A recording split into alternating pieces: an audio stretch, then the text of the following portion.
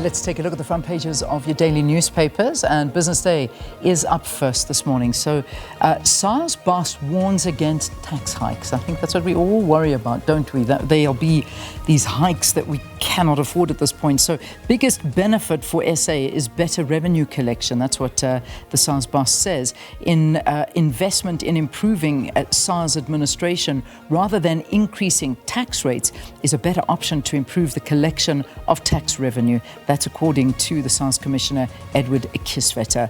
The Commissioner speaking at a Perspectives and Positioning for 2025 webinar hosted by Alan Gray. He said the country must not be tempted into thinking that increasing tax rates automatically leads to bigger tax revenue. He said the experience of 2017 VAT hikes bears testimony to this. So interesting comments there by the SARS boss.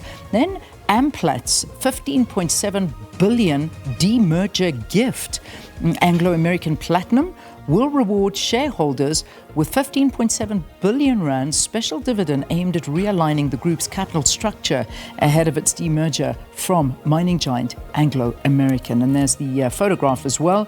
Loyiso Chabase, he's the CEO of the SA Nuclear Energy Corporation, briefing the media on Monday, speaking during a round table at the Emoyeni Conference Centre in Johannesburg. So talking there on the sidelines. Now, battle lines drawn as state plans to hike tax on booze.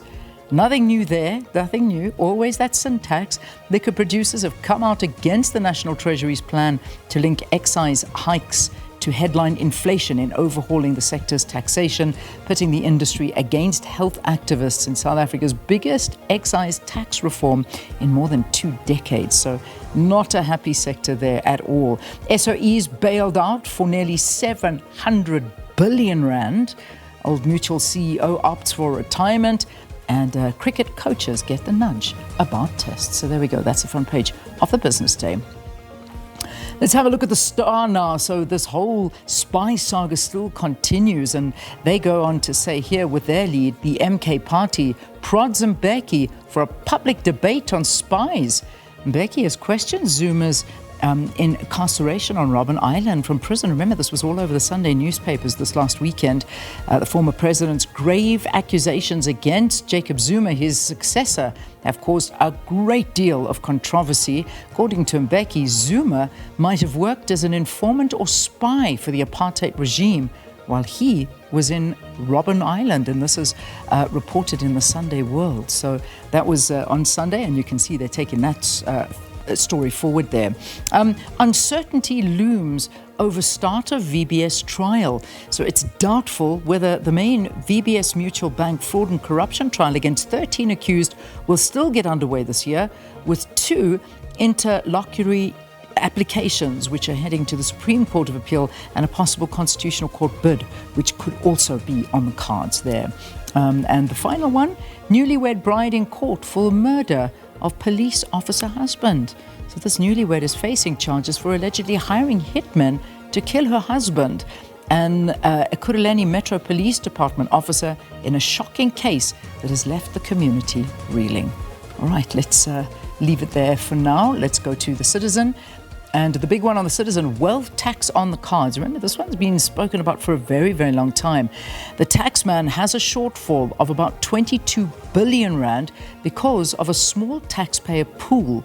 How and where will he collect that money? Will the finance minister in his budget go after the rich? That's the question. And who exactly are the rich? Well, the Citizen hopefully answer that one. There's a picture on the front page there. First day of lectures at UCT disrupted by more than 600 students marching over financial exclusion and accommodation.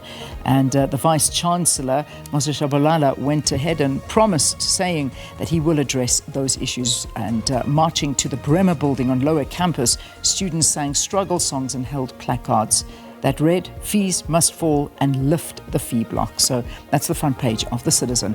And then our final newspaper this morning we've got is the Sowetan, and 1.2 million splashed on luxury cars and land.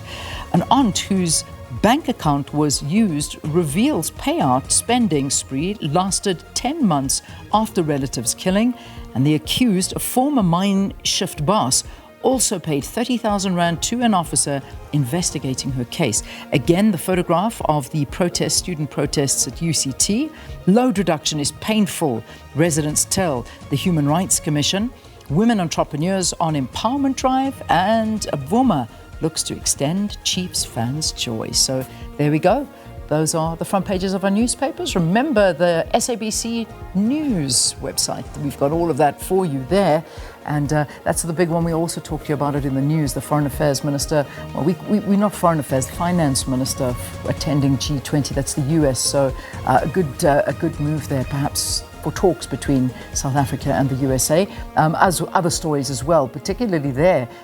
Also, the Pope's health under the question at the moment, and some saying that he's not looking good, not speaking properly. He's been admitted into hospital as well. So watching the Pope's health. And also on our SABC Plus app, remember everything and more on this. You can stream it live. You can watch what you missed, and all you have to do is download this app and register. SABC Plus, it's a must. It really, really is. Well, that leads us up to exactly 7 o'clock here on the program. Let's get your news.